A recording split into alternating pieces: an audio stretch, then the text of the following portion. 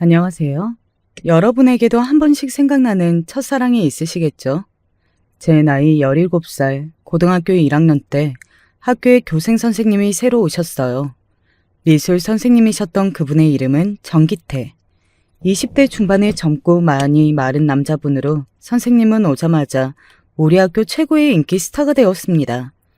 그 당시는 남녀 7세 부동석이라고 할 만큼 남녀 간에 만나는 기회가 드물었기 때문에 학교에서 젊은 남자 선생님은 어린 소녀들의 가슴에 아로 새겨질 수밖에 없었죠. 그 선생님은 말씨가 무뚝뚝했지만 왜인지 눈빛만은 따뜻했기에 저 역시 그 선생님에게 반해버렸어요. 늘 선망의 눈빛으로 바라보는 것뿐 얌전한 여고생이 그 선생님에게 할 수 있는 사랑의 표현은 달리 없었죠. 그리고 한 학기가 끝나갈 무렵 정기태 선생님은 이제 우리 학교를 떠나가게 되었습니다. 첫사랑의 불을 댕기고 말았던 선생님과 이별하려고 하니 제 가슴은 찢어질 듯 아팠습니다. 그래서 한자 한자 정성을 다해서 10장이 넘는 편지를 써서 선생님 떠나시는 날 양복 주머니에 쑤셔놓고 도망치듯 떠나버렸어요. 그렇게 제 첫사랑의 추억은 가슴속 깊이 묻어놓고 대학에 진학도 하고 바쁘게 살았습니다. 대학교 졸업반에 들어서자 우리 친정집에서는 서둘러 저를 시집 보내고 싶어 하셨죠. 사귀던 남자가 있는 것은 아니었지만 어른들 소개로 숙제를 해치우듯이 결혼하는 것은 죽기보다 싫었습니다. 그러다가 내 나이 27살이 되니까 네가 노처녀가 되려고 그러느냐는 말을 듣기 시작했습니다. 저에게 4살 많은 언니가 있었는데요. 하루는 언니가 동문회 끝나고 밤 9시가 넘어도 오지 않자 엄마가 버스 종류장으로 마중을 나가보라고 하셨습니다. 비가 부슬부슬 내리고 있어서 언니 우산까지 챙겨서 기다리는데 어떤 승용차가 제 앞에 섰고 그 차에서 우리 언니가 내렸습니다. 순호가, 왜 여기에 있니? 나 마중 나온 게구나. 그리고 운전자석에서 한 남자가 내려서 언니와 저에게 인사를 하는데 그 순간 제 심장은 멎는 듯 했습니다. 그 남자는 여고생 시절 제 첫사랑인 전 선생님이셨던 거예요. 그날 우리는 10년 만에 우연히 재회하게 되었습니다. 언니의 동창생 친구의 오빠가 바로 정 선생님이었고 그날 술 마시고 늦은 밤이라 여동생을 차로 데리러 간 김에 우리 언니까지 바래다 주었던 차에 저와 만난 것이었어요. 운명적으로 만난 첫사랑 선생님에게 제 마음을 표현하고 싶었기 때문에 언니를 중간다리로 해서 선생님과 만날 기회를 얻었습니다. 그렇게 만나면서 정 선생님은 아직 미혼이며 애인이 없다는 것과 10년 전 10장이 넘는 편지를 주머니에 찔러준 여고생인 저를 기억하고 있다는 말을 듣고 전 너무나 기뻤습니다. 저는 여자답게 내숭을 떨거나 그런 것도 모르는 채로 선생님에게 적극적으로 만나자고 했고 처음에는 옛 제자였기에 부담스러워한 선생님도 얼마 뒤 저를 여자로서 좋아하게 되었습니다. 결국 저는 첫사랑과 결혼까지 하게 되었답니다. 우리는 다툼 한 번 없이 행복하게 지냈고 결혼해서 1년 만에 임신해서 튼실한 아들을 낳게 되었어요. 아이 셋은 키우고 싶었던 제 마음과 달리 첫 아들을 낳고 나서 이유 없이 임신이 되지 않았기에 아들 하나로 만족할 수밖에 없었죠. 자식이 하나인 만큼 저는 아들을 애틋하고 소중하게 키웠고 남편은 그러다가 애 버릇 없어진다며 엄격하게 훈육을 했어요. 그렇게 다른 집처럼 평범하게 우리는 아들 하나 키우면서 나이를 먹어갔습니다. 어느덧 아들은 30을 훌쩍 넘긴 결혼 정년기에 들어섰고 연애도 하는 모양이죠. 애가 집에 연애하는 티를 낸 적이 없었는데 웬일인지 이번 여자친구는 많이 좋아하는 눈치였어요. 그러던 어느 날 아들이 제 여자친구를 남편과 저에게 소개해주겠다며 처음으로 집에 데려왔습니다. 그리고 만난 아들의 여자친구는 한눈에도 예때어 보였습니다. 아가씨, 나이가 올해 몇 살인가요? 이제 25이에요. 정말 어리죠? 이렇게 젊고 예쁜데 나한테 시집 오겠다고 하니 너무 이뻐요. 아들은 이미 아가씨에게 청혼을 한 뒤였고 둘은 결혼을 약속했다고 하네요. 청혼하면서 다이아 1캐럿짜리 반지를 받았다면서 아가씨는 저에게 청혼 반지를 보여주며 환하게 웃더군요. 속으로 그런 비싼 반지를 선물한 아들에게 기겁했지만 겉으로는 아닌 척 숨겼습니다. 요즘 결혼하는 여자들 나이가 30도 넘는다는데 그에 비해 이 아가씨는 참 어렸죠. 우리 아들이 34이나 되는데 어린 아가씨가 왜 나이 차이 나는 남자랑 결혼하려는 걸까 하고 좀 의아했습니다. 그렇지만 저도 남편이랑 9살의 나이 차이가 났죠. 그저 나처럼 우리 아들을 많이 사랑하는구나 이해할 수 있었어요. 사랑은 나이의 경계를 넘는 법이지 라고 생각했고 둘이 잘 결혼하도록 저는 아이들을 도와줄 수밖에요. 하지만 저는 아들의 여자친구를 만나고 나서 기분이 묘했습니다. 대화 도중 아가씨가 철이 없는데 의문스러운 구석도 있고 이기적이고 사치스러운 느낌을 받았기 때문이에요. 그리고 우리 남편도 저와 같은 생각이라고 하대요. 장마철 꿉꿉한 이불처럼 찝찝한 느낌에 아무래도 아들의 혼사가 염려되었어요. 그래서 며느리와 아들의 궁합을 보러 친구가 추천해준 점집에 가게 되었습니다. 얘가 아들은 물론이고 당신의 집안 잡아먹을 발자야 이 여자. 특히 당신이랑 남편은 이 여자 들어오면 고통받는 궁합이니까 이 결혼 말려. 아니나 다를까 이렇게 점쟁이까지 말리니까 저는 아들의 결혼을 반대했습니다. 그렇지만 이미 그 여자에게 푹 빠져버린 아들은 우리 말을 듣지 않았죠. 결국 부모인 우리가 자식에게 꺾이고 말았기에 둘은 결혼까지 하고 말았습니다. 이미 결혼을 해버린 상황에서 저와 남편은 며느리에게 실은 내색 없이 잘해주었어요. 신혼집도 아들 명의로 사주었고 자주 전화하라는 말도 일절하지 않았으며 부담 주지 않은 시어머니가 되려고 노력했죠. 하지만 며느리랑 살면서부터 아들은 점점 변해가더군요. 성실히 잘 다니던 회사도 자꾸 그만두고 싶다며 사업 자금을 대달라고 하질 않나. 안 그러던 애가 점점 일하천금에 눈이 멀어갔어요.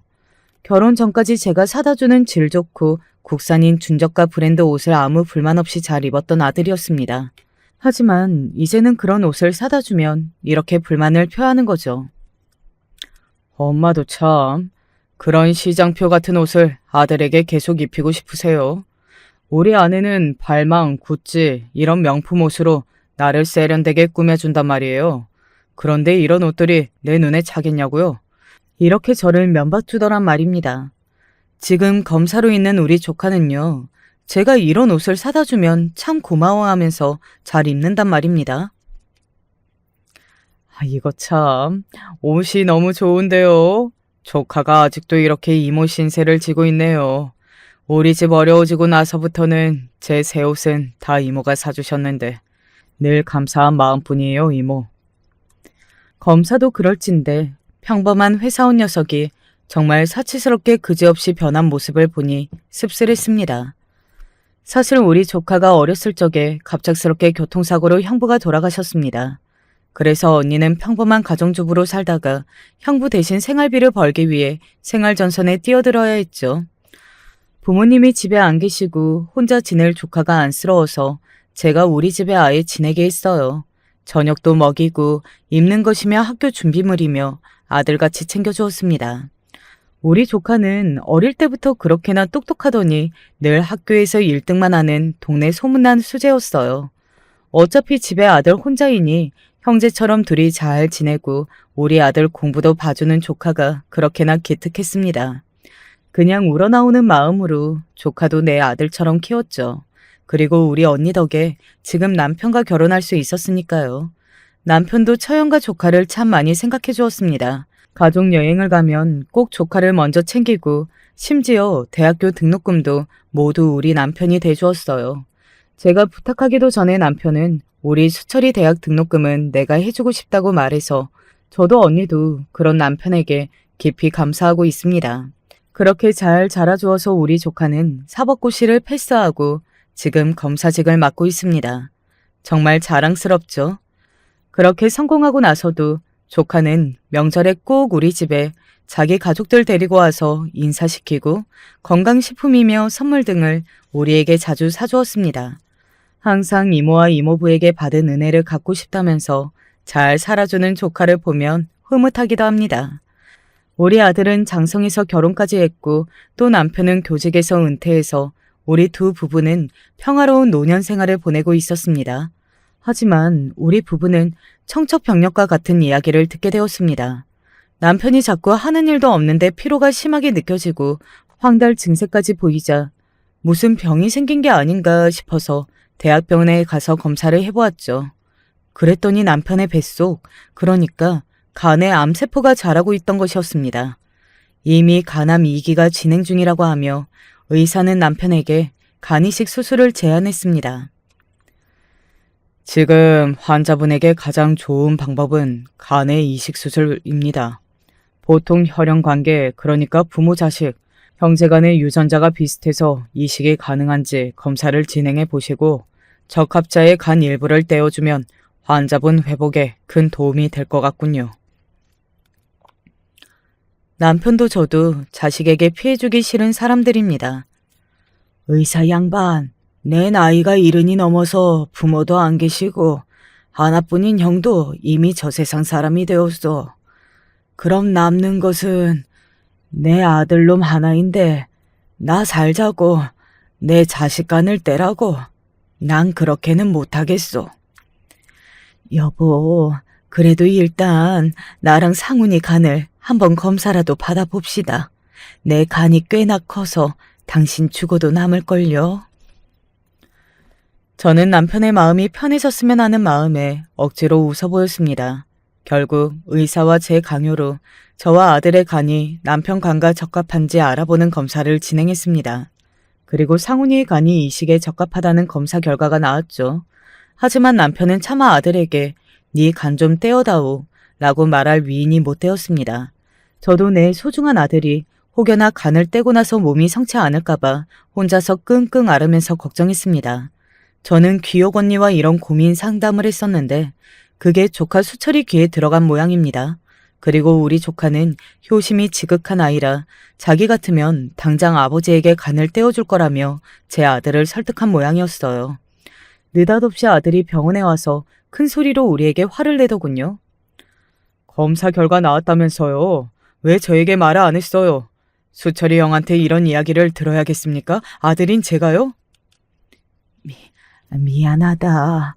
차마 부모로서 그 말을 너에게 못하겠더구나. 그래도 아버지가 돌아가실지도 모르는데 제 간 떼어드릴게요. 간이식 수술하자고요. 우리 아들에게 너무 고마워서 저도 모르게 눈물이 나버렸습니다. 옆을 보니 우리 남편은 고개를 떨군 채로 나지막하게 중얼거렸습니다. 미안하구나. 내가 면목이 없어. 저는 병원에 얘기해서 남편과 아들의 간이식 수술 날짜를 잡았습니다. 아들에게 고맙고 기특한 마음과는 별개로 혹여 간이식 수술이 아들에게 악영향을 줄까 봐서 남편은 몇 번이나 담당 의사에게 수술이 괜찮은 건지 물어보았고 저도 주변에 알아보았습니다. 다행히 간이식하는 부분이 크지 않고 아들의 간 상태가 좋아서 전혀 건강에 영향을 주지 않을 거라고 듣고 나서야 안심했습니다. 그렇지만 괘씸하게도 아들은 우리 뒤통수를 치고 말았습니다. 간이식 수술 당일에 갑자기 아들이 병원에 나타나지 않았고 연락도 되지 않은 것입니다. 아무리 전화를 해도 받지 않는 아들놈 말고 며느리에게도 전화를 해보았지만 소용이 없었습니다. 결국 수술은 취소되었고 허망한 마음으로 우리는 병실에 있었습니다. 그리고 며느리의 전화가 왔습니다. 오늘 너희 시아버지 간이식 수술인데 결국 네 남편이 병원에 오지 않아서 수술이 취소되었다. 도대체 상훈이는 왜 안 온 거냐? 무슨 일이라도 생긴 게야? 아, 그거요? 제가 가지 말라고 했어요. 제 사촌 동생이 의사인데 나중에 무슨 후유증이 생길 줄 알고 간이식을 하냐면서 말리던데요. 어머님은 아버님 살리자고 아들 죽일 짓 하실 분은 아니시잖아요. 그것은 네가 잘못 알고 있는 게야. 나도 백방으로 알아봤지만 상훈이 간 상태가 괜찮아서 문제가 안 될 거라더구나. 그러니 상훈이 잘 설득해서 다시 수술 날짜 잡자꾸나. 어머님 서운하시겠지만 좀 꺼림칙해요. 아무리 그래도 몸에 칼 대는 게 왜 아무 문제가 없겠어요? 저는 점점 며느리와 아들에게 화가 나버렸습니다. 그래서 너희 아버지 이대로 돌아가셔도 괜찮다, 이거냐? 너희들이 그러고도 자식들이야? 그때 남편이 제 손을 잡고 고개를 가로저었습니다. 나도 사실 그 수술이 마음에 걸렸다오. 우리 그냥 아이들을 이해하고 이식 수술은 그만둡시다. 그대로 며느리의 전화를 끊고 나서 병원 밖 복도에서 얼마나 울었는지 모르겠습니다. 효심 없는 자식들에 대한 원망인지 이제 아무 손쓸 도리가 없는 남편이 불쌍해서인지는 모르겠지만 그저 눈물이 그치지 않았습니다. 날이 갈수록 남편은 황달 증세가 심해지고 급격히 체중이 줄었습니다. 80kg에 다다를 정도로 건장했던 남편은 이제 60kg까지 말라갔고 얼굴과 몸이 몰라보게 her숙해졌습니다. 그래서인지 일어서거나 걸을 힘도 없어 해서 90이 넘는 노인과 같은 모습으로 앉아있거나 누워있습니다. 그나마 첫 1년은 어떻게든 허리에 힘을 주고 앉아서 생활하던 양반이 이제는 누워있는 것 외에는 어떤 활동도 할 수 없었답니다. 하지만 누워있다고 해서 휴식을 취하는 것이 아니라 크나큰 고통으로 잠에 들 수도 없었죠. 그래서 병원에서 처방받은 수면약을 먹고 잠시 자고 또 깨고 자는 반복이었죠. 사람이 먹지도 자지도 못하니 얼마나 괴로울까요? 아버지, 몰골이 이게 어떻게 된 겁니까? 얼굴이 죄다 누렇고 이제는 눈에 흰자까지 노래졌네요. 너희 아버지가 이렇게 고생이 많으시구나. 좀처럼 호전될 기미도 없고. 그러하니 너희가 좀 자주 아버지 얼굴 좀 뵈러 오면 어떻겠니? 같은 서울 하늘 아래 사는데 이번만도 2달 만에 왔으니 말이구나. 그런데 며느리의 표정이 똥 씹은 표정 마냥 뚱하고 제 말에 대꾸도 하지 않았습니다. 병환 중인 시아버지와 시어머니 보는 앞에서 며느리가 그렇게 대놓고 표정 관리가 안 돼서야 너무하지 않습니까? 저는 아들이 그런 며느리에게 한 소리 할 줄 알았지만 뜻밖에도 아들은 며느리 눈치만 보는 것입니다. 제가 바빠요. 회사 일이 얼마나 많은데 그런 말씀이세요. 자기를 낳아주고 키워준 아버지가 오늘 내일 하는 상황에서 이러는 아들 며느리에게 원망하는 마음이 들기 시작했습니다. 그렇구나. 여보, 우리가 아들을 잘못 키웠네요. 앞으로 아들 없는 셈 치고 우리끼리 남은 재산 까먹으면서 삽시다. 그제야 며느리는 굳은 얼굴 표정을 풀고 억지로 웃으면서 제 팔짱을 끼면서 이렇게 말합니다. 아, 어머님 많이 서운하셨어요. 우리 남편이 가끔 저렇게 애같이 굴 때가 있답니다. 제가 대신 사과드릴게요. 아버님 많이 아프시죠? 제가 다리 좀 주물러 드릴게요. 나이가 들었다고 제 눈치가 곰국 끓여 먹을 만큼 떨어진 것은 아닙니다.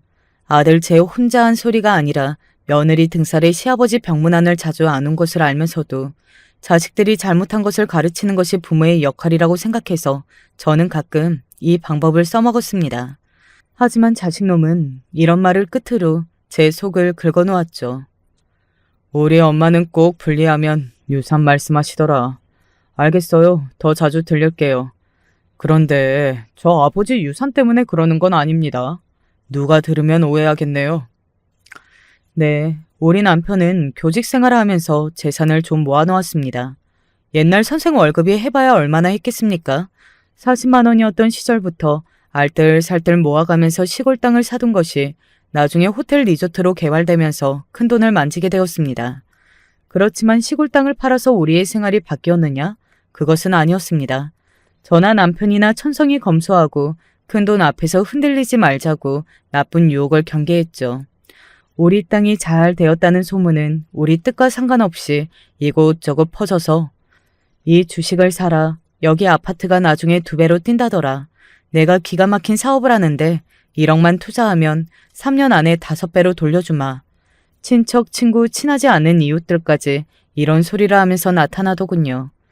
하지만 당시 살던 월세집을 빼서 서울의 20평형대 아파트를 사둔 것 빼고는 고스란히 예금과 저축보험에 넣어두었습니다. 세 가족이 사는데 20평대 아파트면 감지덕지 아닐까요? 그런데 4년 전 결혼하겠다고 아들이 지금 아내를 데려온 날 둘이서 이런 말을 하더군요. 자기야, 자기네 집이 잠실에 있다고 해서 기대를 했는데 좀 많이 좁고 낡았네. 그치, 집이 좀 별로지. 우리 아버지는 돈도 많이 벌었는데 왜 대형 평수 안 가고 고작 20평대 아파트를 사셔갖고 아직까지 이사 한 번 안 다니고 10년 넘게 살고 있는 거야. 돈이 생기면 사람이 그에 맞게 쓸 줄도 알아야 하는데 우리 부모님은 아직도 얼마나 절약하시는지 넌 모를걸? 엄마야? 난 어째? 우리 부모님은 통이 크시고 날 애지중지 키우셔서 난 부족함 없이 살았단 말이야. 그런데 우리도 20평 구축 아파트에서 살아야 하는 거야? 난 그렇게 못 살아, 자기야. 엄마, 들으셨죠? 우리는 이런 신혼집 마련해 주시면 안 돼요. 강남 쪽이 아니어도 되니까 꼭 신축에 적어도 30평대 아파트를 사주셔야 한다고요. 요즘 세상에 결혼할 때 부모가 살 집을 마련해 준 것만으로도 감지덕지 해야 한다, 이놈아. 젊어서 고생은 사서 한다고 그랬다. 우리는 너희만 할 때 돈 한 푼 없이 시작했어도 이만큼 자식도 키우고 재산도 모았어. 너희는 서울에 집 한 채 갖고 시작하는 것이 얼마나 감사한 일인지 알아야 한다. 그리고 신혼이 무슨 30평대처럼 큰 집이 필요하다는 것인지 도통 모르겠구나. 요즘 우리 세대는요, 각자 생활할 공간이 필요하다고요. 어머님, 안방 침실 하나, 그리고 내 방과 남편 방, 이렇게 방이 3개는 필요해요. 나중에 아기라도 낳게 되면 그때는 40평대로 이사 가야죠. 철없는 아들네 부부는 그 뒤로도 저를 졸라댔고 하는 수 없이 30평대 아파트를 사주었습니다. 그리고 아파트 명의를 제 이름으로 하자 아들은 그마저도 자기 부분의 명의로 해야 한다고 주장해서 결국 부부 공동 명의를 했습니다. 제가 잘 모르겠어서 여기 계신 구독자 여러분께 좀 여쭤볼게요. 자기나 자기 친정 돈 한 푼 보태지 않은 며느리 명의도 공동으로 하는 것이 정말 맞는 것일까요? 신세대 부모는 그런 것을 맞춰야 한다고 이야기를 들었고 최대한 이해해 보려고 하였지만 조금도 이해가 되지 않았던 저는 사실 그냥 아들 등살에 억지로 해주고 말았습니다. 이렇게 집을 마련해 준 것 외에도 아들은 차를 바꾸고 싶다며 남편에게 매일 와서 졸라대고는 결국 남편의 연금으로 나온 돈을 할부로 제네시스를 사서 지가 몰고 가버렸습니다. 그리고 자기들이 몰던 헌차를 우리가 쓰게 되었습니다. 사실 남편과 저는 20년이 된 소나타를 끌고 다니고 있다가 아들이 쓰던 5년 된 아반떼를 타고 너무 좋아했습니다. 여보, 세상에나 에어컨이 이렇게나 시원하네요. 문도 저절로 잠기고 요즘 차는 정말 좋군요. 어디 그뿐인가 파워 핸들에 브레이크까지 부드러운 것이 운전도 훨씬 쉽구려. 준준형 차에도 만족하면서 검소하게 사는 우리 부부는 점점 더 과소비하는 아들이 멀게 느껴지고 걱정되기 시작했습니다. 그때 그 점쟁이가 해준 말이 떠올랐습니다. 당신 며느리가 들어오면 이 집이 망해. 이 집안 사람들을 하나씩 잡아먹고 말 거야. 하지만 지금에 와서 후회해본들 이미 엎질러진 물인 것을 어쩌겠습니까? 그저 계속 아들 며느리를 달래가면서 돈이 무섭다는 것을 가르쳐 봐야죠. 간암에 걸린 우리 남편은 그렇게 고통스럽게 싸웠지만 결국은 병마에게 지고 말았습니다. 병원 생활 3년 만에 세상을 뜨게 되었어요. 친절하고 다정한 남편은 아니었지만 내 남편은 저와 결혼해서 살면서 바람 한 번 핀 적이 없이 남편으로 가장으로 잘 살아준 사람입니다. 40년을 함께 옆에서 살았던 사람이 곁을 떠나고 나니 저는 견디기 힘들었습니다. 남편이 죽기 전 의사가 앞으로 남편의 여명은 몇 달밖에 안 되었다고 했을 때부터 저는 새벽 기도를 했습니다. 그리고 행여나 남편이 세상을 뜨게 되면 무너지지 말고 남편이 떠나가는 길을 의연하게 제대로 해내리라 다짐하고 또 다짐했습니다. 하지만 저는 그러질 못했습니다. 그이가 떠나던 밤 저는 어지러운 꿈 때문에 새벽 4시 반에 잠에서 불현듯 깨어났습니다. 그리고 자리끼가 없어서 물을 들어 병원 복도에 있는 정수기에 다녀와서 남편의 얼굴을 보았습니다. 요즘 진통제와 수면제 없이는 고통으로 한시도 가만히 있지 못하던 그가 어쩐 일인지 아주 평온한 표정으로 자고 있어서 저는 안심하고 옆에 다시 누웠습니다. 그런데 이상했습니다. 어쩐지 오싹한 느낌이 드는 것이 아니겠습니까? 벌떡 일어나서 남편의 코에 손가락을 댔고 심장에 귀를 대어보니 남편의 숨이 멎어 있다는 것을 그제야 알게 되었어요. 여보, 이대로 나만 두고 가면 안 돼요. 여보. 그러고 시간이 얼마나 지났을까요? 저는 병원 침대에 누워있다가 눈을 떴습니다. 어머님, 깨어나셨어요? 아버님 옆에 어머님도 실신해 계셨어요. 내가 이럴 때가 아니다. 상훈 아빠를 다시 봐야 해. 그렇게 돌아가실 분이 아니야. 엄마, 그만하세요. 아들은 제 옆에서 저를 말리면서 침대에서 일어나지 못하게 했습니다. 그리고 그 녀석의 얼굴은 이미 눈물로 뒤범벅이 되었고 그제야 저는 현실을 알아차렸습니다. 이미 내 남편은 이 세상 사람이 아니었다는 것을 말입니다. 저는 겨우겨우 정신을 수습하고 물었습니다. 그럼 지금 너희 아버지 장례식은 어쩌고 너네는 여기 와 있는 게야? 아버지 장례식장에 상주로 있을 사람이 없질 않니? 걱정 마세요. 아버지 소식 듣고 큰이모랑 수철이 형이 와서 장례식을 다 잘해주고 계시거든요. 수철이 형 검찰청 직원들의 친구들까지 엄청 많이 와서 일을 도와주고 있어요. 저는 서둘러서 남편의 장례식장에 가서 3일장까지 잘 마칠 수 있었습니다.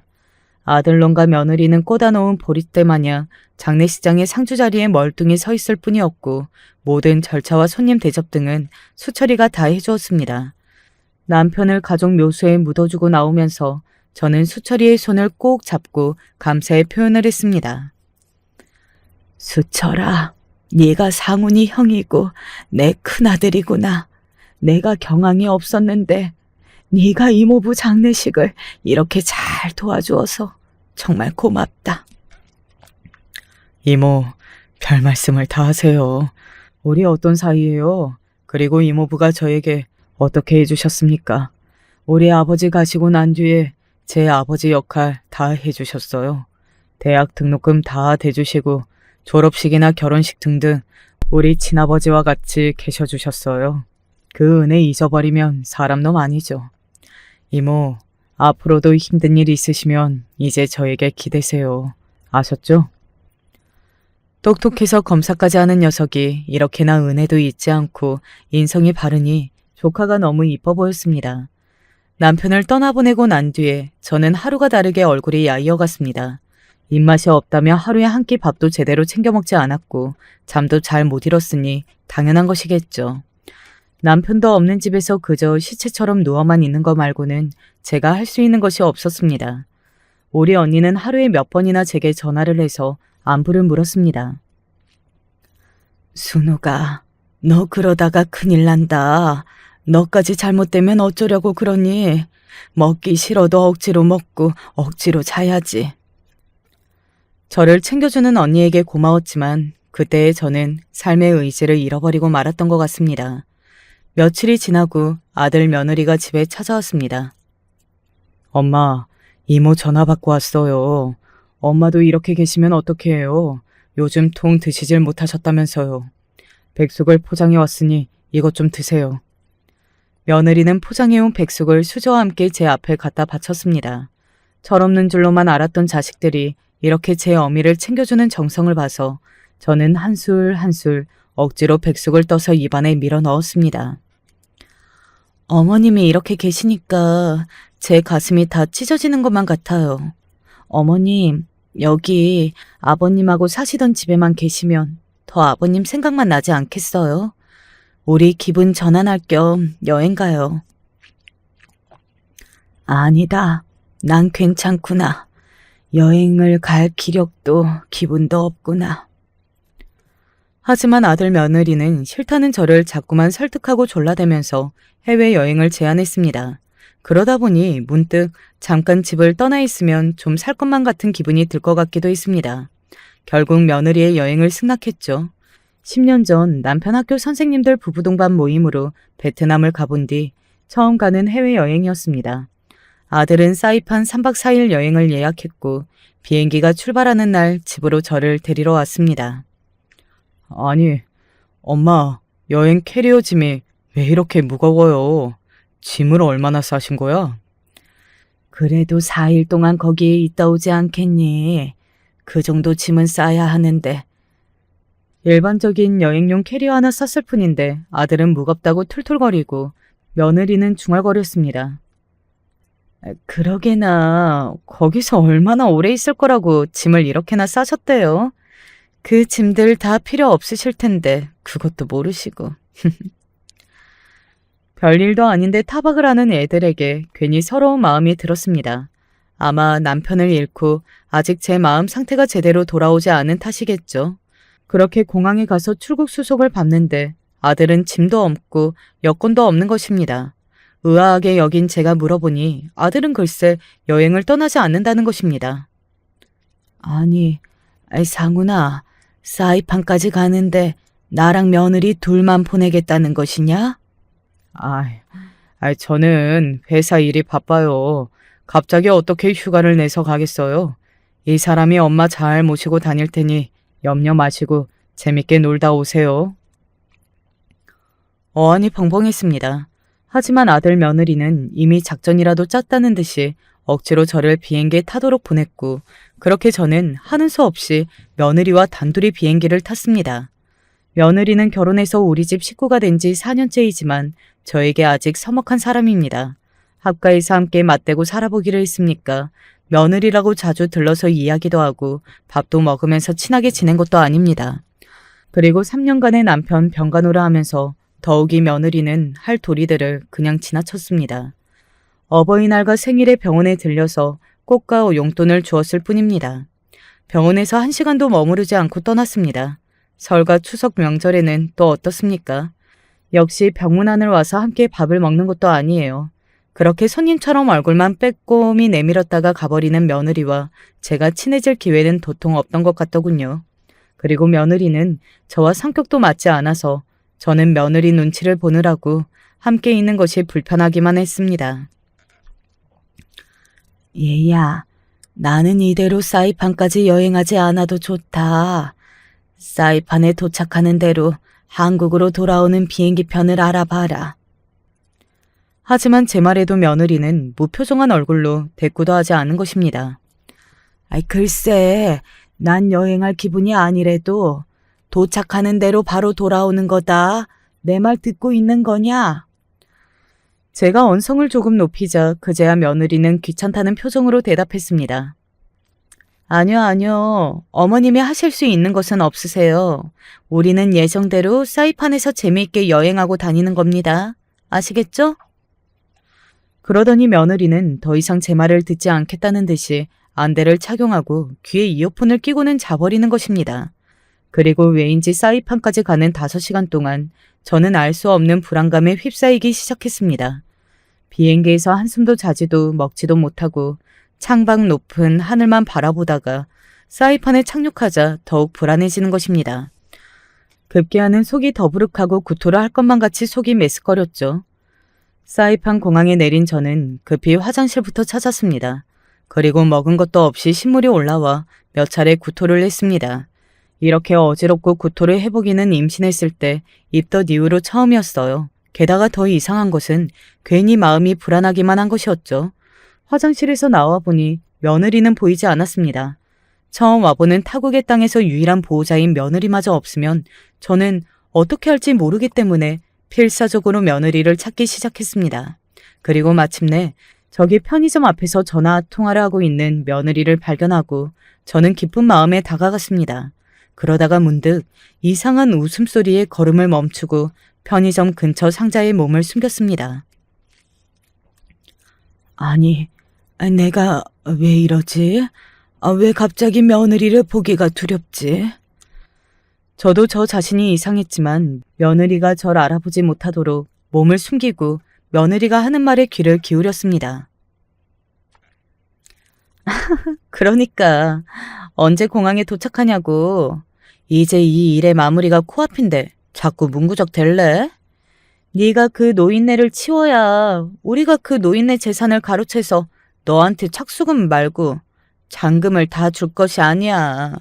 당장 10분 이내로 승합차 몰고 게이트 A03 앞으로 대란 말이야.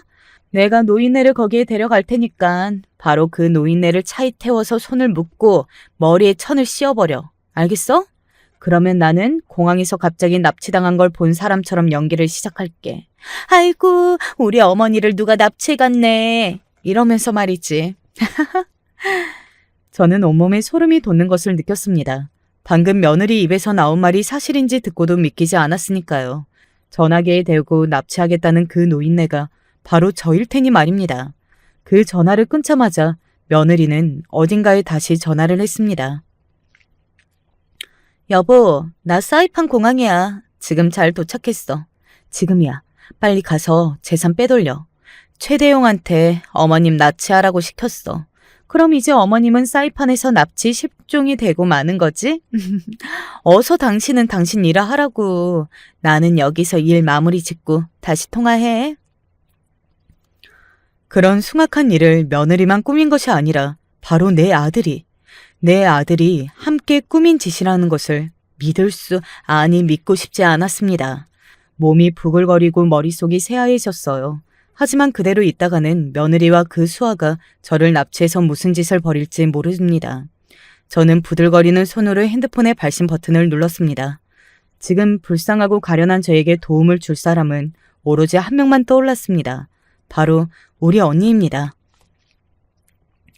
언니, 나 좀 살려주세요. 나 사이판에서 납치당할 판이에요. 아니, 너 상훈이가 효도 해외여행 데려간다지 않았니? 아이고, 무서워라. 갑자기 납치라니 무슨 소리인지 차근차근 얘기 좀 해봐라. 저는 지금 제가 당한 일을 언니에게 털어놓았습니다. 우리 언니는 저보다 더 놀라서 소리를 질러버렸어요. 내가 우리 수철이한테 이 소식을 전하마. 걔는 분명히 너를 구할 수 있을 거야. 잠시만 기다리거라. 그리고 어디에 꼭꼭 잘 숨어 있어. 언니의 말이 맞는 것 같았습니다. 여자 화장실로 가려다가 며느리가 저를 찾을 것만 같아서 남자 화장실에 청소도구가 있는 창고 칸에 들어가서 문을 걸어 잠그고 오돌오돌 떨고 있었습니다. 똑똑한 내 검사 조카는 내게 전화를 걸어서 제가 해야 할 일을 하나하나 설명해 주었습니다. 이모, 엄마한테 연락 받았어요. 너무 놀라셨죠? 그렇지만 침착하게 하셔야 합니다. 제 말만 따르시면 안전하게 한국에 돌아올 수 있어요. 저 믿으시죠? 그럼 수철아. 나는 너밖에 믿을 사람이 없구나. 그때 문 밖에서 어떤 남자 목소리가 들렸습니다. 아니, 할머니가 어떻게 남자 화장실에 간다고 찾으라는 거야, 저녀는? 어이, 이봐. 여기서 어떤 여자 노인네 봤나? 아, 뭐? 못 봤다고? 아, 그럼 그렇지. 여기 있을 턱이 있나? 아이, 그나저나 일났네. 그 할마시러 어디서 찾아야 하나? 에이씨. 숨죽이고 있던 저는 남자가 나간 것 같아서 조카에게 다시 얘기를 했습니다. 수철아, 아무래도 며느리랑 나를 납치하기로 한 남자가 나를 찾고 있는 것 같구나. 어떻게 하니? 난 여기 창고에서 한 발자국도 못 나가겠구나. 그렇다면 일단 제가 갈 때까지 이모가 거기에서 소리를 내지 말고 조용히 숨어 계세요. 제가 일단 공항에 가서 가장 빠른 사이판행 비행기표를 알아보고 연락드릴게요. 그리고 조카의 전화가 다시 올 때까지 전 화장실 창고에서 덜덜 떨면서 기다리고 있었습니다. 한동안은 너무 기겁해서 놀라니 무섭고 당황스러웠습니다. 그렇게 시간이 한참 흐르고 나니 내 신세가 이게 뭔가 싶었습니다. 이영만리에서 왜 나는 납치 위협에 있는 것이며 남편이 떠난 지 얼마 되지 않아 나도 저 세상에 갈 수 있는 위험에 처해버린 것일까요? 그것도 내 유일한 자식과 그의 아내가 공무해서 이렇게 되다니 살고 싶지가 않아졌습니다. 여보, 왜 나만 두고 가서 이런 꼴로 두는 거예요? 나도 같이 갈 걸 그랬소다. 내 나이 60 넘어서 이런 짓을 당하다니요. 저는 소리 죽여 울고 있었습니다. 그러다가 조카의 문자가 왔습니다. 저는 사이판행 비행기를 탔습니다. 5시간 뒤에 도착할 테니까 조금만 기다리세요.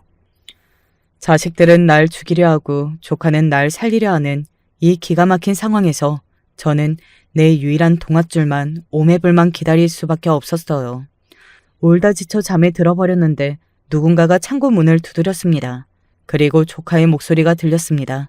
저는 그렇게 극적으로 조카의 부축을 받고 몸을 추스린 뒤 바로 한국으로 돌아오는 비행기를 타고 귀국할 수 있었어요. 돌아오는 비행기에서 조카는 저에게 진지한 표정으로 얘기했습니다. 이모는 상훈이와 그 철을 어떻게 할 생각이세요? 난 내 아들을 용서할 수 없구나. 특히 며느리는 그 죄값을 치르게 할 거야.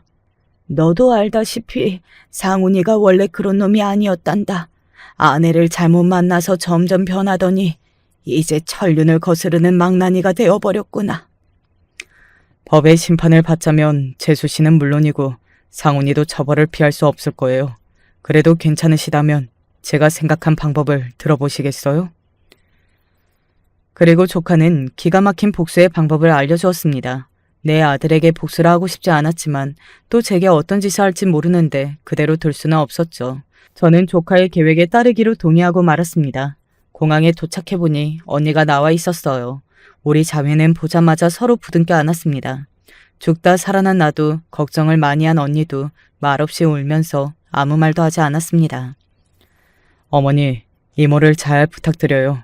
그리고 두 분 다 상훈이와 재수 씨에게 절대 연락을 하거나 전화를 받아서도 안 되세요. 그놈들이 이모가 실종된 줄로 믿게 만들 거예요. 저는 언니 집에 머물면서 청심환을 먹고 놀란 가슴을 진정시켰습니다. 그리고 며칠이 지나고 저는 점차 안정을 찾으면서 궁금해졌습니다. 아들과 며느리는 지금 무엇을 하고 있는 걸까? 그리고 조카는 어떻게 하고 있는 걸까? 그러던 와중에 조카가 경찰서로 함께 가자며 저를 데리고 갔습니다. 이모는 납치 미수 및 절도 피해자로 경찰서에 가서 간단한 조사를 받으실 텐데요. 이미 제가 박경희에게 사건 전말을 말해놓았기 때문에 이모는 묻는 말에 대답만 해주시면 돼요. 오래 걸리시지 않을 테니 너무 걱정 마세요. 조사가 길게 걸리더라도 저는 성실하게 다 응할 마음의 준비를 하고 있었지만 조카의 배려로 경찰관은 저에게 친절하고 짧게 조사하도록 해주었습니다. 박경희님, 그럼 제 아들과 며느리는 어떻게 되는 것일까요? 아마도 감옥행을 면하기는 어려울 겁니다. 자기 친모에게 그런 짓을 저질렀으니 가중 처벌되겠죠. 게다가 증거를 잡기 어려웠을 텐데 김 검사님이 워낙 일을 잘하셔서 말이죠. 증거 수집도 철저히 하셔서 빠져나가기 힘들 겁니다. 경찰서에서 조사를 마치고 나오니까 조카는 저를 차에 태우고는 어디론가 가고 있었습니다. 이모님, 이제 상훈이와 재수 씨를 대면하러 가는 길입니다. 걔네는 지금 이모가 실종된 줄로만 알고 자기들 계획대로 일을 벌이고 있는데 어떤 짓들을 하는지 들으시고 너무 충격받지 마세요. 나 이미 사이판에서 여러 가지를 느끼고 깨우쳤단다. 마음 단단히 먹고 있으니 걱정 말거라. 다만 검사 일로 바쁜 수철이 너에게 이런 어려운 일을 맡겨서 이모가 볼 면목이 없구나. 아니에요. 저 사실 너무 열받았어요, 이모. 상훈이 이 새끼가 지금까지 잘 키워주고 뒷바라지 해준 부모 덕을 몰라도 유분수이지. 돈에 환장해서 이런 짓까지 벌이다니. 내 사촌 동생을 떠나서 이런 파렴치한은 꼭 법의 심판을 받아야 합니다. 제가 이렇게 우라통이 터지는데 이모 심정은 어떠실지. 조카의 위로에 눈물이 날 것 같았지만 겨우 참았습니다. 저는 지금 울 때가 아니라 자식놈들을 응징하러 가는 길이니까요. 조카와 내린 곳은 한 변호사 사무실이었습니다. 조카가 먼저 사무실 안으로 들어서자 아들과 며느리의 목소리가 들리기 시작했습니다. 뭐야? 형이 여기에 왜 왔어? 지금 내일 방해하러 온 거면 당장 나가. 나는 더 이상 형한테 해줄 얘기가 없어. 우리는 지금 어머님 실종 신고하고서 아버님 어머님 재산 임시관리인으로 법적 절차를 밟을 거란 말이에요. 여긴 어떻게 알고 온 거예요? 자꾸만 우리 방해하는 모양새가. 어머님, 유산이 탐나는 거예요, 아주버님? 그런 모양이네. 알겠어요. 제가 조금 나눠드릴 테니 조용히 계세요. 아시겠어요? 아니, 나는 마지막으로 한번 확인하고 싶은 게 있어서요. 허아름 씨, 당신은 우리 이모를 모시고 사이판 공항에 도착했는데 이모가 마음대로 사라져서 실종되었다고 했죠. 그리고 거기에서 며칠 동안 경찰에 신고하고 같이 찾았지만 결국 못 찾고 들어왔다. 맞죠? 아, 귀찮아 죽겠네. 맞는다고요. 이모님, 들어오세요.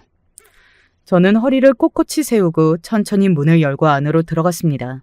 그리고 크게 놀라서 입을 벌리고 쳐다보는 아들과 며느리를 찬찬히 둘러보았습니다. 내가 밖에서 얘기 다 들었다. 아들과 며느리는 지금 거짓을 고하고 있어. 며느리가 최대웅이라는 작자와 짜고 나를 납치하려는 계획을 짠 것을 제 귀로 똑똑히 들었으니까. 그리고 며느리는 아들과 통화해서 두 놈이 작당하고 내 남편의 재산을 가로챌 목적으로 나를 납치한 뒤 실종시켜버리겠다고 얘기한 것까지. 일이 틀어졌다는 생각에 아들과 며느리는 아무 말도 못하고 어버버하고 있었고 거기에 있는 조카와 변호사는 서로 상의를 한 뒤 이렇게 얘기했습니다. 오늘 정상훈 씨와 허아름 씨는 자신의 친모 실종 사실 입증과 그로 인해 정기태 씨와 최순옥님의 재산을 유산으로 물려받고자 저를 찾아주셨죠. 하지만 피해자이자 목격자인 최순옥 여사님의 증언으로 당신들이 고의로 그런 일을 벌였다는 강력한 증인으로 제가 재판에 나서겠습니다.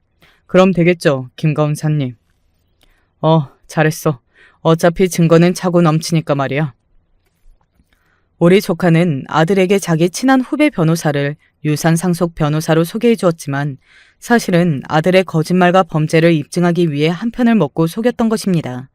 그리고 조카는 그동안 아들과 며느리의 죄를 입증하기 위한 증거를 많이 모았다고 합니다. 저를 사이판에서 납치하기로 하고 아들은 우리 집 금고에 있는 부동산 증서, 인감도장, 그리고 채권과 예금 등을 털어갔던 것입니다. 조카는 우리 집 근처 CCTV를 몽땅 털어서 아들놈이 이런 짓을 저질렀다는 증거를 잡았습니다.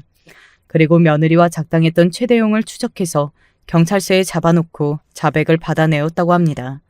원래 계획으로는 사이판에서 저를 납치한 뒤 버려진 창고에 두고 가려고 했다니 정말 무섭습니다.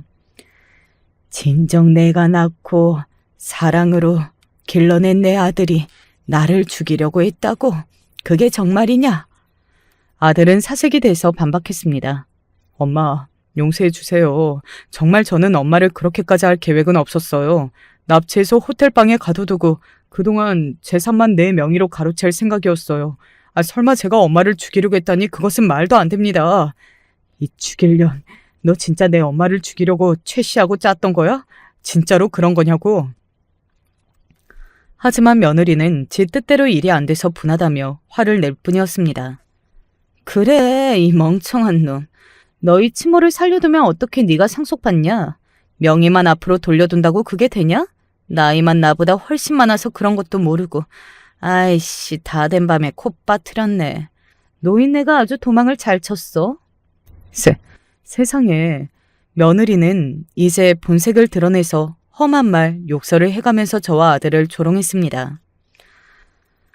내가 나보다 10살 가까이 많은 너랑 왜 결혼했겠냐. 네가 무슨 별 볼 일 있다고. 다 너네 부모님 재산 하나 보고 결혼한 거야. 멍청한 놈. 경찰이 수갑을 채워서 연행에 갈 때까지 그 며느리였던 여는 이렇게 말했습니다. 그 뒤로 아들과 며느리는 재판을 받았습니다. 그리고 아들은 3년, 며느리는 7년의 징역살이를 하게 되었어요. 그렇게 법의 심판을 받고 나서야 그것으로 제 이야기는 끝이 났습니다. 이제 제 한많은 인생은 어찌하면 좋을지 모르겠습니다. 남편도 없고 남은 아들 며느리는 제 등 뒤에 칼을 꽂았습니다. 그래서인지 저는 지금 우울증과 화병에 시달리고 있습니다. 다행히 우리 언니와 조카가 저를 돌봐주고 있지만 그 좋은 사람들에게 패기치면서까지 사는 것이 너무 부끄럽습니다. 저는 매일매일 기도를 했습니다. 하늘에 있는 남편이 어서 저를 데리고 갔으면 좋겠다고요. 지금 저에게 삶의 희망은 없었기 때문입니다.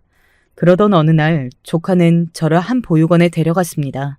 제가 남편이 남긴 재산도 필요 없어서 어디 기부할 곳이 없냐고 조카에게 물어봤는데 아마 조카는 이곳을 소개해 주려는 모양이었습니다.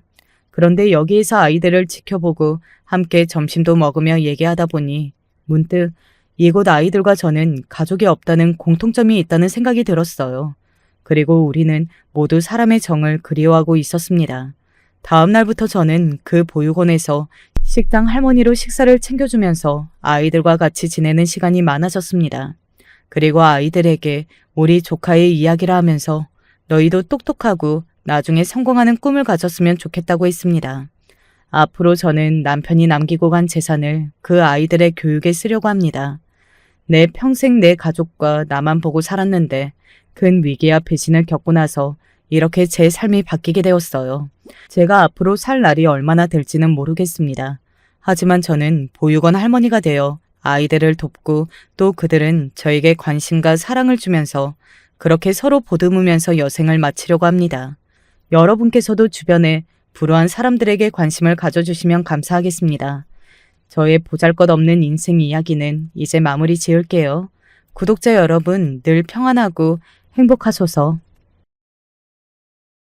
자식 농사만큼 세상에 힘든 게 없다고 하는데 아이들 어릴 땐 그것도 다 남들이 그냥 하는 말인 줄 알았어요.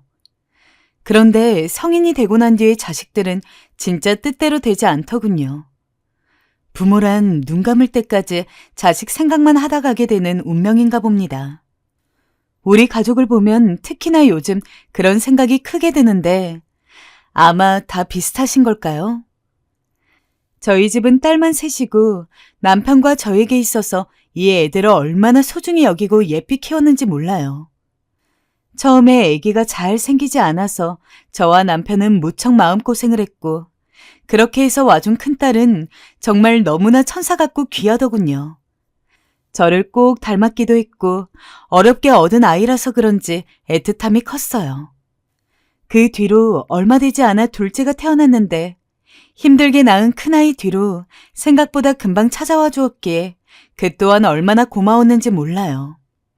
얼마 안 있어 셋째 딸까지 낳고 우리 부부는 정말 너무나 행복했어요. 그런데 큰딸과 막내딸 사이에 껴있는 둘째의 생각은 좀 달랐던 것 같아요. 둘째가 제 언니나 동생을 어찌나 질투하던지 툭하면 언니 것을 빼앗거나 막내에게 심술을 부리는 모습이 많이 보였어요.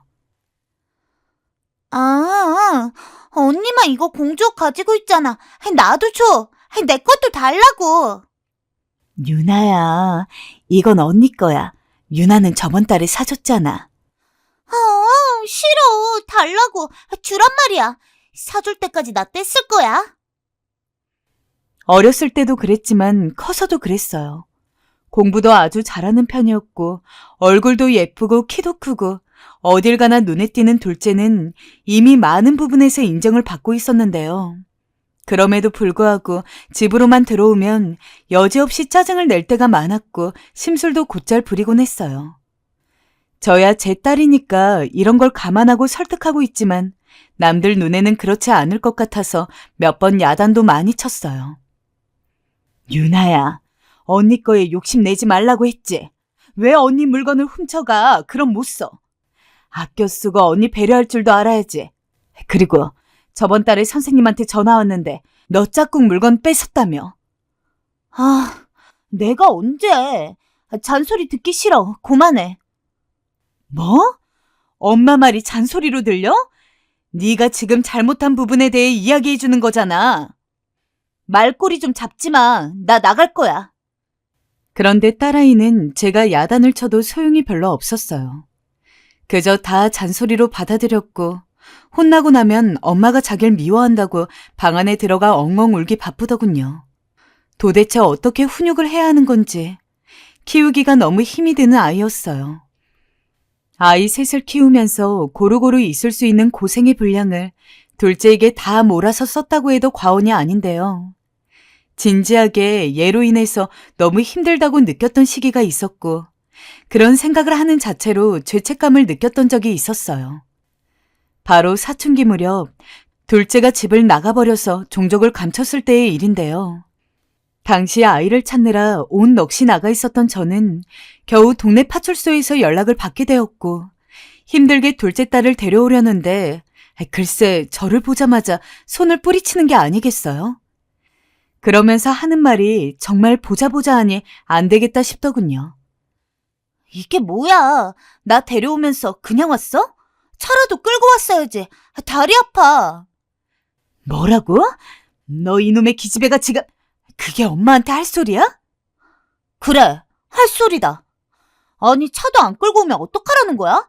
나 걸어가기 싫어. 당시 둘째 딸은 집을 멋대로 나가버리곤 사흘이 넘도록 연락이 되지 않았고 저는 온갖 애간장이 다 타서 없어질 정도로 바닥이 나 있었어요. 겨우 연락을 받고 뛰어온 제 엄마 마음도 모르고 차를 끌고 오지 않아서 또 자기를 걸어가게 만든다는 둥 고생을 시킨다는 둥 하니 어이가 없더라고요. 이렇게 된 배경에는 당시 딸이 다니던 학원 친구들 영향이 컸어요. 늘 공부에 욕심이 많고 뭔가 올라가려는 욕구가 강했던 딸은 꽤 비싼 학원에 보내달라고 무척이나 졸라댔어요. 엄마, 나도 공부 잘해서 대학 잘 가고 싶단 말이야. 내가 성공하면 엄마도 좋은 거 아니야? 아, 내가 대학 가서 성공할게. 그러니까 돈 대줘. 유나야, 엄마 힘들어. 이미 언니 학원비에 너 다니는 학원도 돈이 만만치 않아. 가난한 거 지금 티내는 거야? 그건 엄마 사정이지. 난 다녀야겠으니까 보내줘. 보내달라고. 그럼 나 대학 못 가면 다 엄마 책임이야? 당시 고등학교 입학을 앞두고 있던 터라 그냥 저도 두 손 두 발 다 들고 어쩔 수 없이 억지로 등록을 해주었어요. 그랬더니 거기 다니면서 그런 비싼 교육비를 턱턱 내고 다닐 수 있는 친구들과 어울리더니 공부 외에 다른 것에도 눈을 떠서 죄다 비싼 것만 찾아대는 게 아니겠어요? 그날 집을 나갈 때에도 저한테 된통 난리를 쳤다가 야단 맞고 뛰쳐나간 것이었어요. 이날 역시 말 같지도 않은 요구를 했거든요. 엄마, 나 학원 애들이랑 옷 사러 갈 거니까 30만 원만 줘. 이제 학교 애들이랑 같이 안 놀 거야. 걔네는 하나같이 촌스럽고 싸구려만 입어서 빈티가 잘잘 흘러. 너 지금 제정신이야? 엄마 아빠가 어떤 형편으로 너 그 학원 보내주는 줄 알면서 중학생이 무슨 옷을 사는데 30만 원씩이나 필요해. 말하면 그냥 다 나오는 줄 알아? 엄마 그렇게 말할 줄 알았어. 진짜 지겨워. 자식을 낳아놨으면 그 정도는 해줘야지. 쟤네들은 다 누리는데 왜 나만 이렇게 불쌍하고 거지같이 살아야 해? 입에서 나오는 말마다 험악하기 그지없고 해준 것에 대한 고마움은 없고 제 탓만 해대니 저도 화를 가눌 길이 없었어요. 그래서 저도 모르게 손이 올라가고 말았죠. 그러더니 아빠에게도 혼이 나고 이후로는 좀 잠잠해지더군요. 그렇게 해서 별탈 없이 그냥 지내나 있고 그럭저럭 애들은 각자 대학도 가고 시간이 꽤 지나게 되었어요. 큰딸도 자기 힘으로 돈을 벌어서 어학연수도 짧게 다녀왔는데 그 모습을 보더니 둘째 딸도 영향을 받았는지 따라서 다녀오더군요. 그러다가 얼마 안 가서 이름만 대면 아는 대기업에 취직하게 되었어요. 우리들은 모두 축하해주고 진심으로 기뻐했어요. 그런데 못된 심보가 다시 튀어나온 건지 결국 저를 다시 큰 소리 내게 만들었어요. 언니보다는 내가 좋은 회사 취직했고 머리도 내가 훨씬 좋은 거 맞잖아. 안 그래? 언니는 대체 호주 가서 뭘 공부한 거야? 아직까지 그렇게 백수로 있어서 되겠어? 그 나이는 야무진 편이면서도 누구랑 분쟁을 일으키는 걸 좋아하지 않지만 이날 동생의 막말에 속상했는지 자리를 피해버렸고 저는 못 참고 결국 야단을 쳤어요. 너 언니한테 그게 무슨 말버릇이야? 너 어학연수 하는 것도 네 언니 도움받아서 갔으면서 어쩜 그렇게 말을 못되게 하니? 이 말에 둘째 딸은 자기도 이제 머리가 클 만큼 컸다는 것인지 무척 빈정거리면서 답을 하더군요. 내가 틀린 말 한 건 아니지. 기분 나쁘면 자기도 노력해서 좋은 회사 들어가야지. 언제까지 이렇게 엄마 아빠를 등골 빼먹고 살 거래? 말하는 걸 보니 둘이 붙어 있다 보면 정말 큰 싸움이 언젠가는 날 것 같더라고요.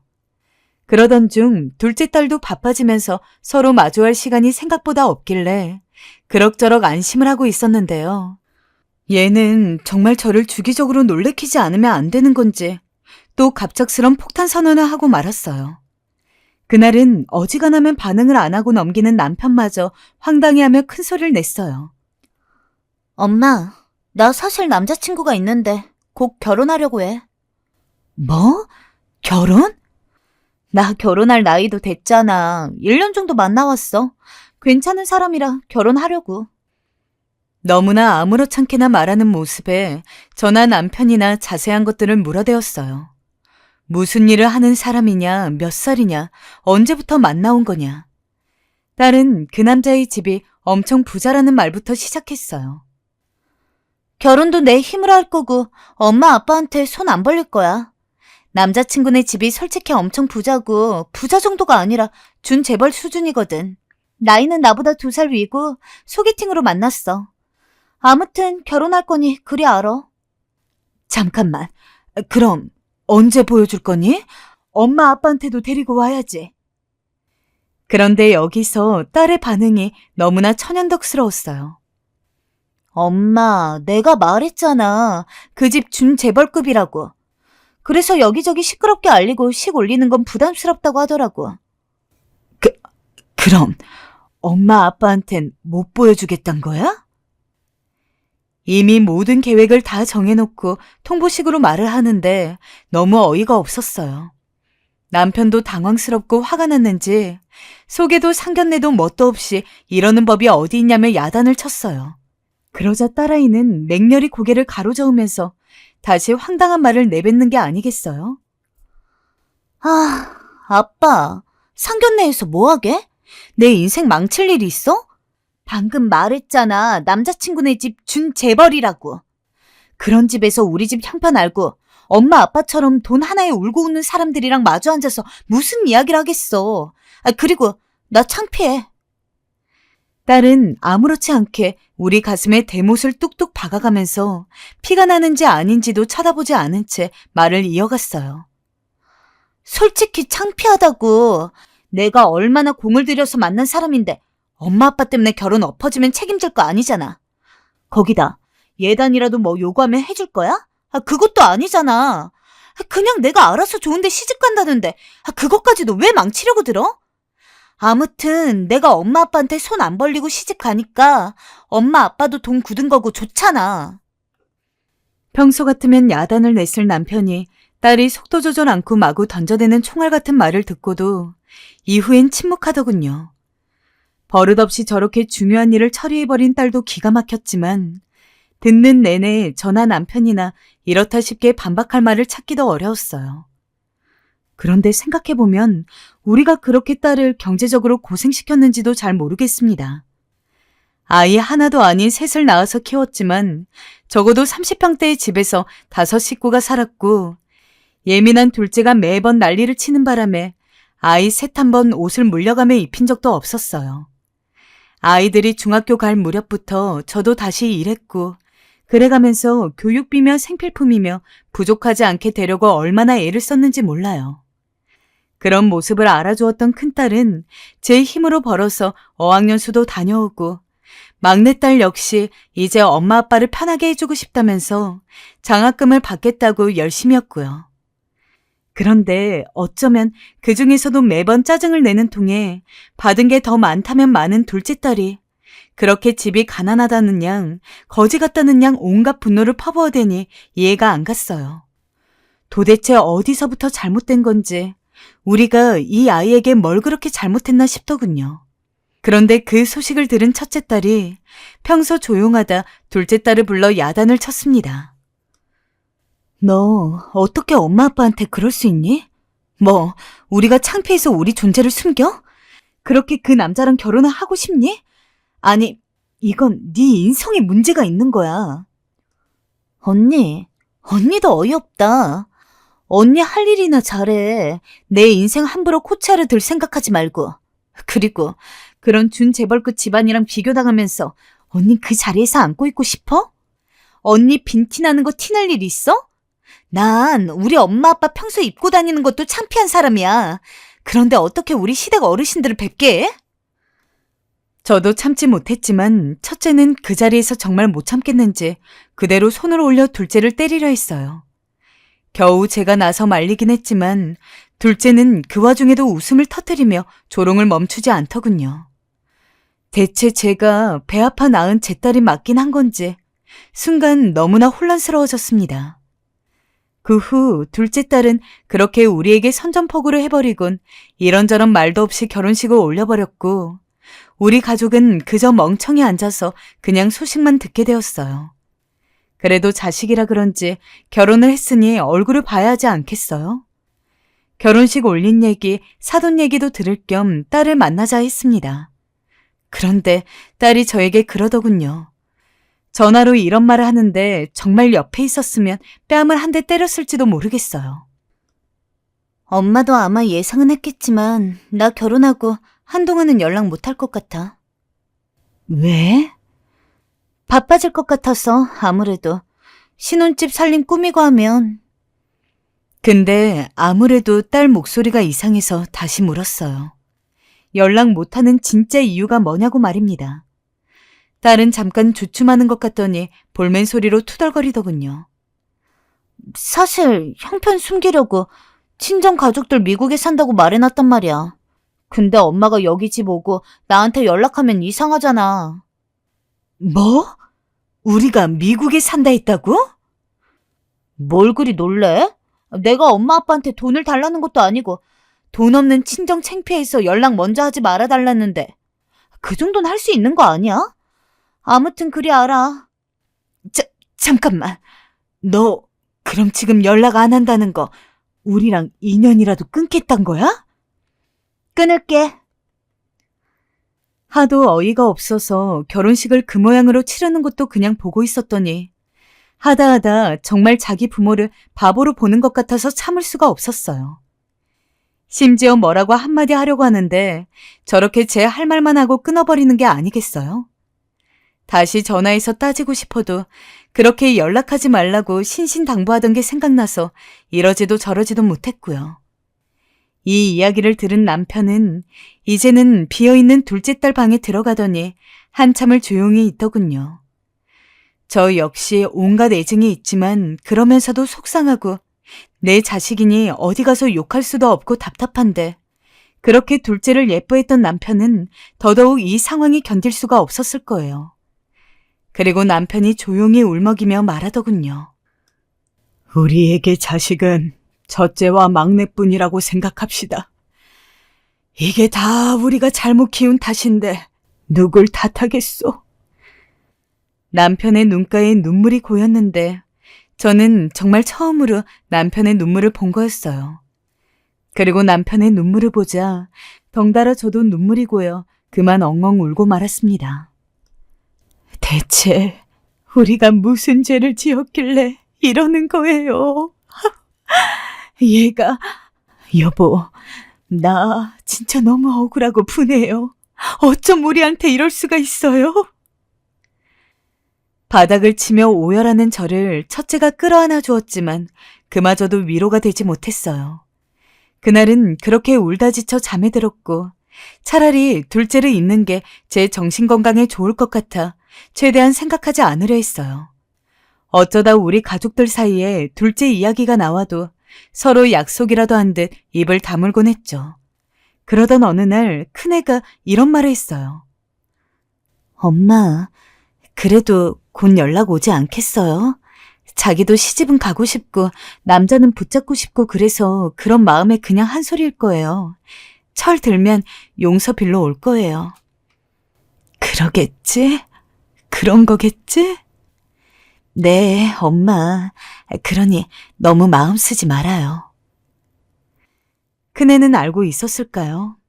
전 당시 큰애의 저 말에 고개를 끄덕이며 우리 둘째 곧 연락 올 거라고 그렇게 믿고 있었어요.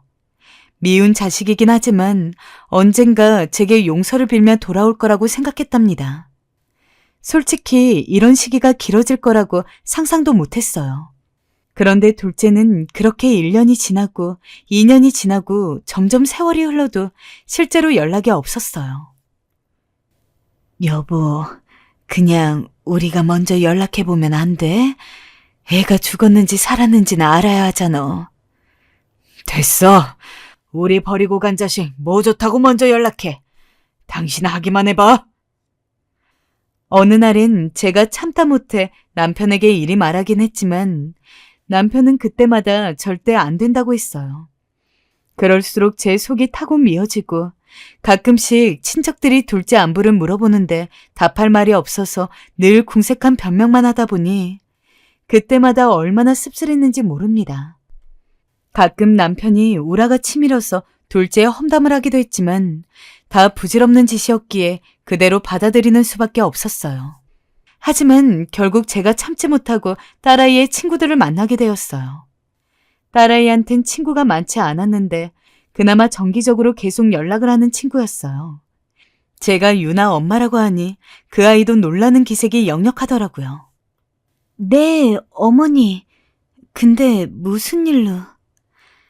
다름이 아니고 혹시 우리 유나 소식 알고 있나 해서 말이야. 내가 유나랑 요즘 연락이 안 된다. 그런데 그 얘기를 듣더니 그 아이가 한숨을 푹 쉬며 그러는 게 아니겠어요? 걔가 어머니한테도 그랬어요? 대단하네요.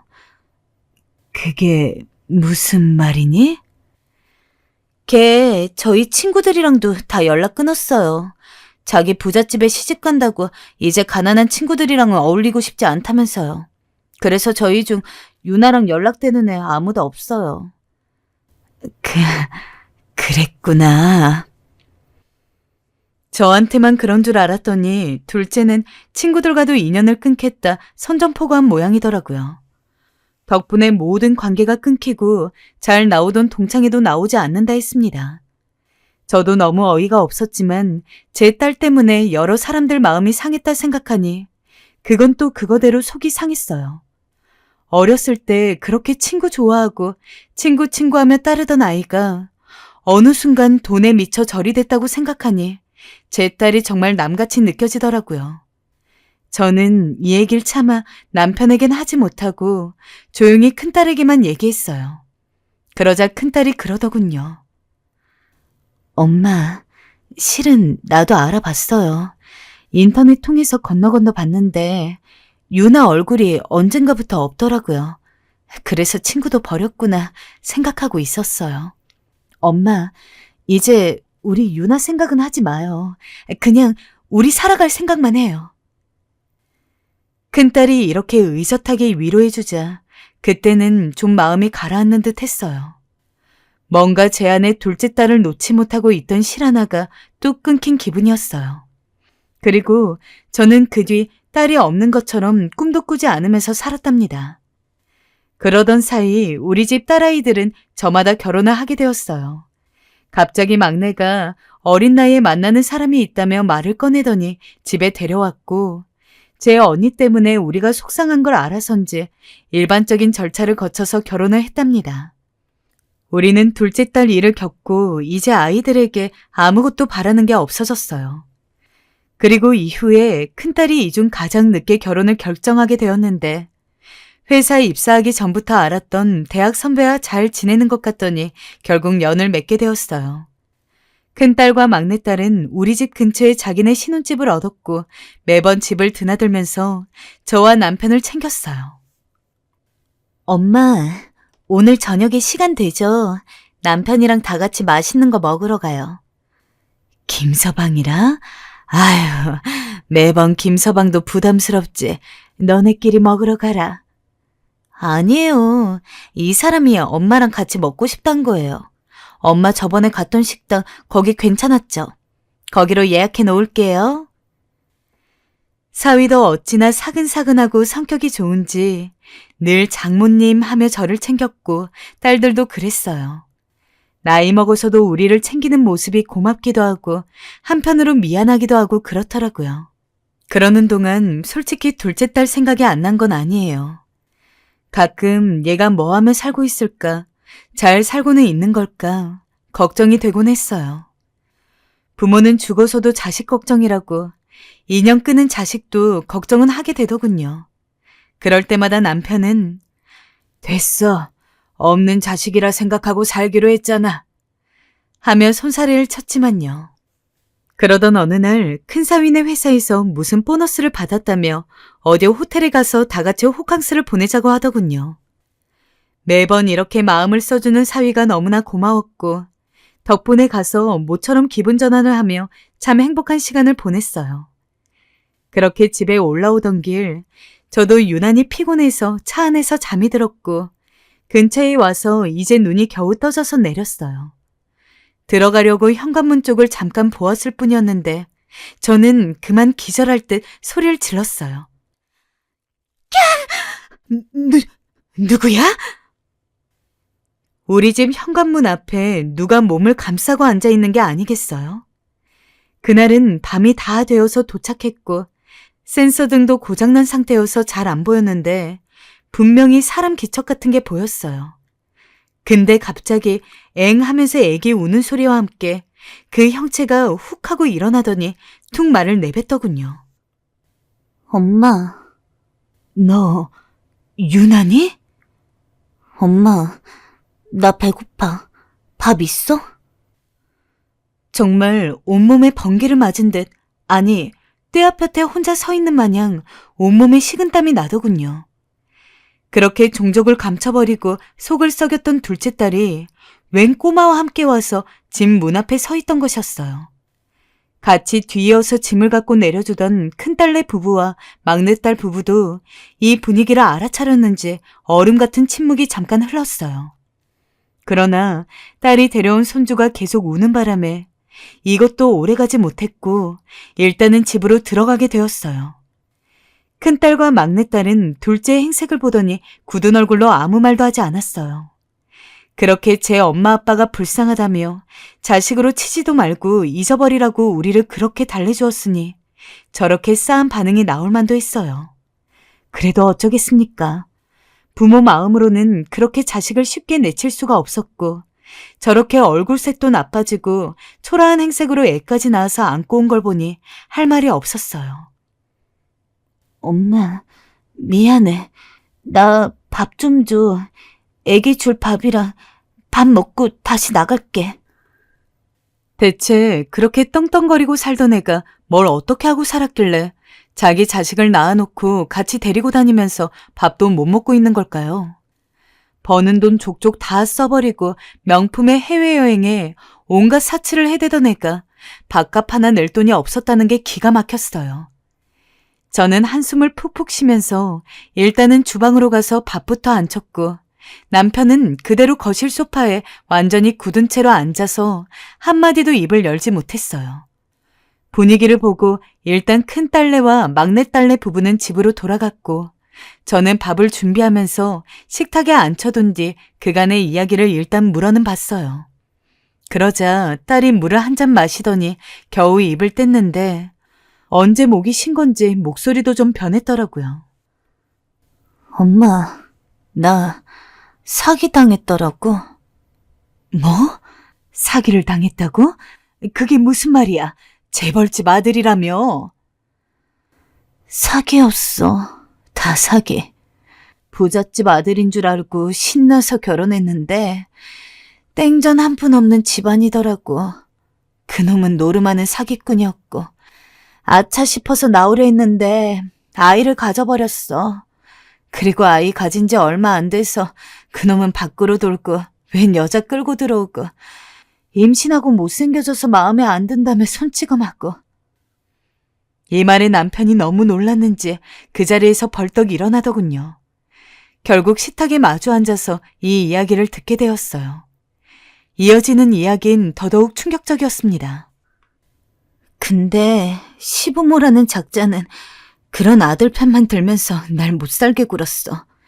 스트레스가 너무 심해서 탈모가 올 정도로 나보고 아들 잡아먹은 여자라고 내가 내조 못해서 남편이 밖으로 놔두는 거라고 구박하고 때리고 살 수가 없었어, 엄마. 그런데다가 툭하면 나 때리는 것으로도 모자라서 아이 데리고 위협하면서 내 이름으로 대출까지 받게 만들고 결국 이걸로 온갖 빚쟁이들이 꼬이고 일이 얽혀서 집이 엉망진창이 되었어. 딸이 그렇게 고생을 했다는데 정말 오랫동안 못 본 사이에 얼굴이 너무 상했더군요. 2살 위인 제 언니보다 나이가 더 들어 보이는 게 아니겠어요?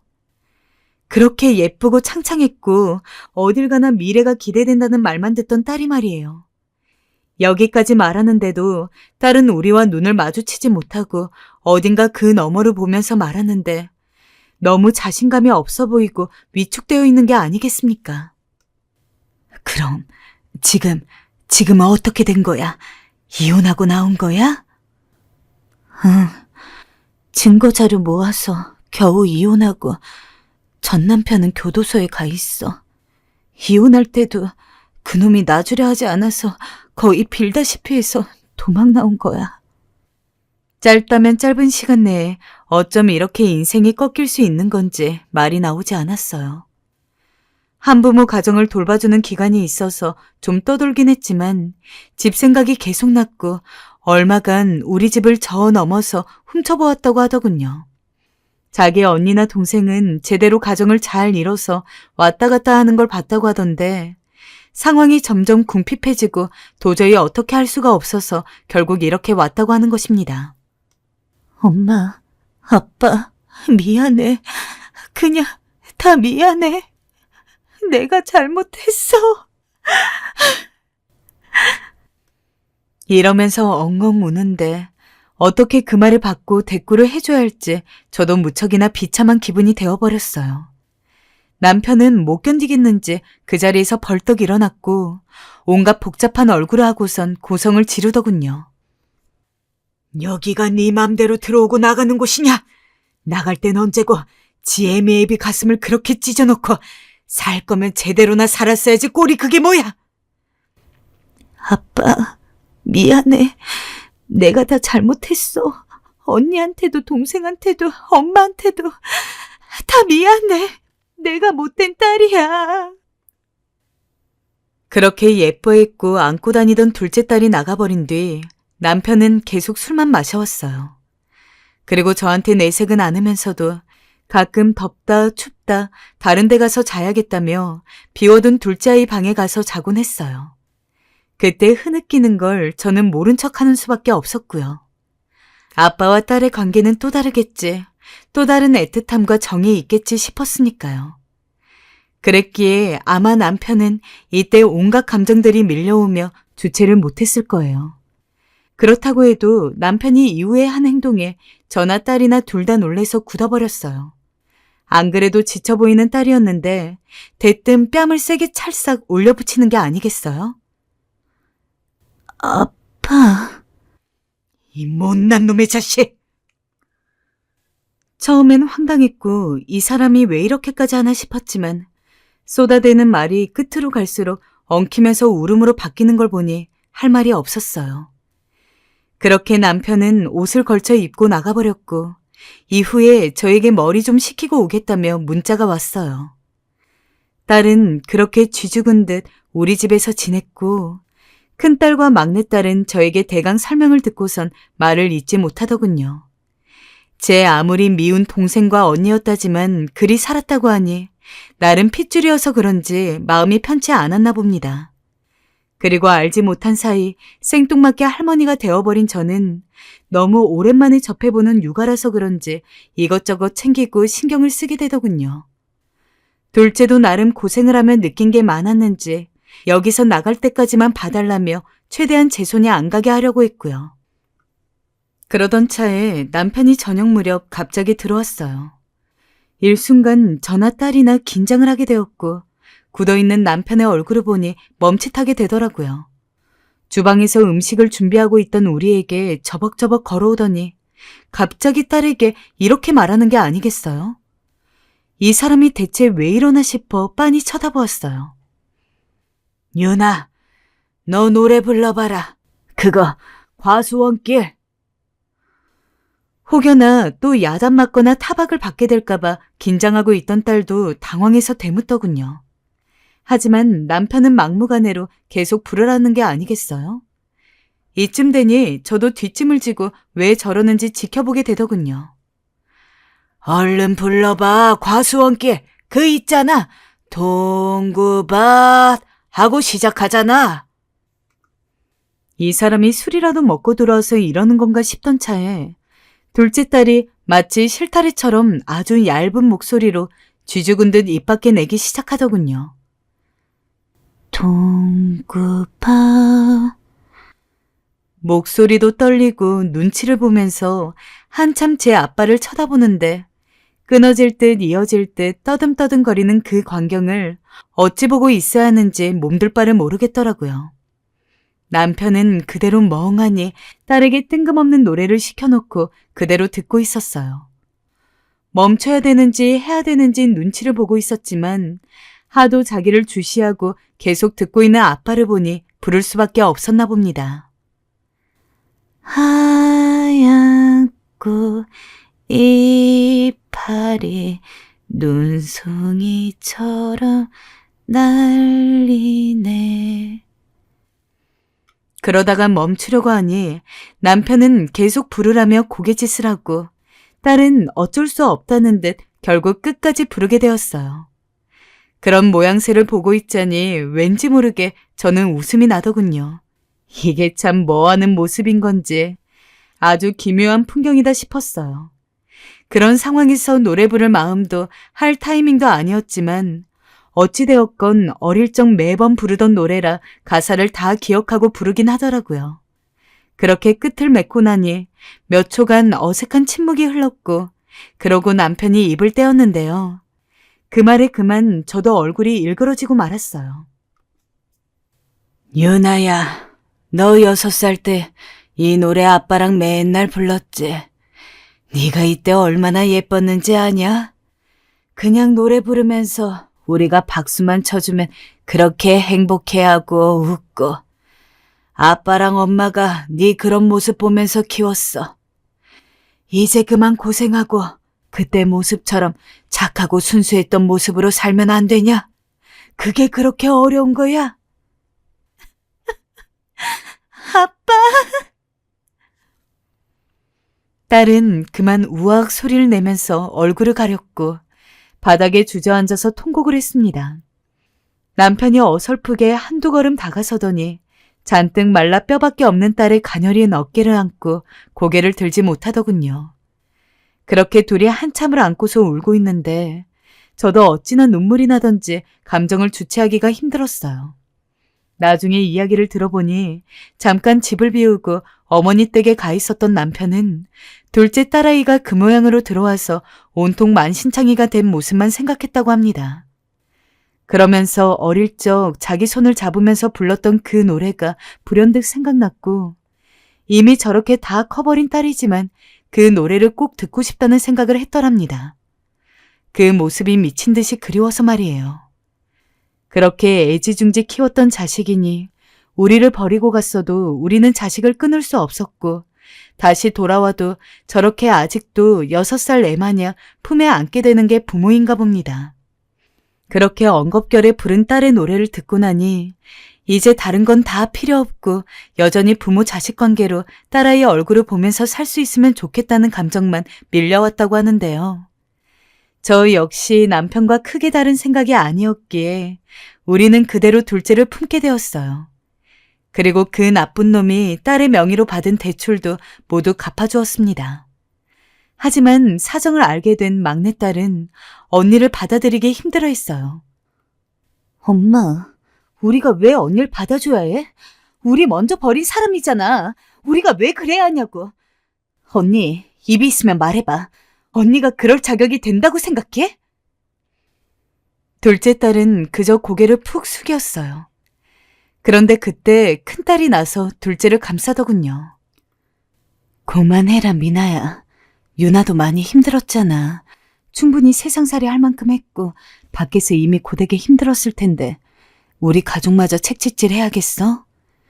받아들이는 게 힘들다는 것도 이해해. 그럼 받아주지 말고 그냥 그대로 둬. 어쨌든 이건 엄마 아빠의 결정이잖아. 하지만 셋째는 첫째의 말에 더 빈정이 상했는지 그대로 집을 나갔고 한동안 연락이 없었어요. 늘 제게 미주알 고주알 자기 얘기를 했던 셋째가 연락이 없자 남편도 티내진 않았지만 걱정이 많은 듯 했어요. 셋째의 연락이 없자 평소 잘 모였던 가족 식사도 없던 일이 되어버렸고요. 둘째가 들어오자 그렇게 저희 집에 예상치 못한 균열이 생기더군요. 그러던 어느 날 둘째가 제 방문을 두드렸어요. 엄마, 나랑 얘기 좀 할 수 있어요? 무슨 일이니? 나 다른 게 아니고 미나랑 좀 풀고 싶어서. 엄마가 도와줄 수 있어? 어떻게 풀려고? 사실 걱정이 되었어요. 둘째 딸 성질만큼 셋째도 만만치 않았거든요. 괜히 역효과만 날까봐 걱정이 되었는데 둘째가 자기가 알아서 할 테니 옆에 있어만 달라고 부탁을 하더군요. 무슨 계획인지 들어보니 당시 셋째가 하는 식당이 있었어요. 그런데 거기 식당 영업이 끝나면 조용히 셋째를 찾아가 이야기를 해보겠다고 하더라고요. 저는 알았다 하고 둘째를 따라 식당으로 따라가게 되었어요. 가는 길 내내 일이 잘 풀릴까 싶어 가슴이 조여왔죠. 미나야, 나야. 뭐야, 갑자기? 언니가 여길 왜 왔어? 미나야, 내가 너한테 그간 언니 노릇 제대로 못한 거 알아. 나 그간 너무 형편없는 언니였지. 미안해. 근데 미나야, 내가 여기 오늘 온 건 그거 알고 있다고 진심으로 사과하고 싶어서 왔어. 둘째는 그 말을 하면 눈물을 멈추지 못했고 막내도 나름대로 쌓인 감정이 있었는지 둘째 말을 들으면 눈물을 떨어뜨렸습니다. 바로 두 아이가 화해하진 못했어요. 둘째가 노력을 하더라고요. 아무 말 없이 셋째 가게에 가서 일 도와주고 하면서요. 그렇게 둘은 화해했고 다시 저희 집은 가족 모임을 할 수 있게 되었어요. 기특한 건 큰딸이 자기가 하고 있는 부업들이라도 둘째에게 가르쳐 주겠다며 최근에 뭔가 같이 작업을 하고 있더라고요. 그러다 둘째가 어느 날 제게 그러더군요. 그 말에 울지 않을 수 없었는데요. 엄마, 나 요즘 새삼 사는 것 같았고. 그게 무슨 말이야?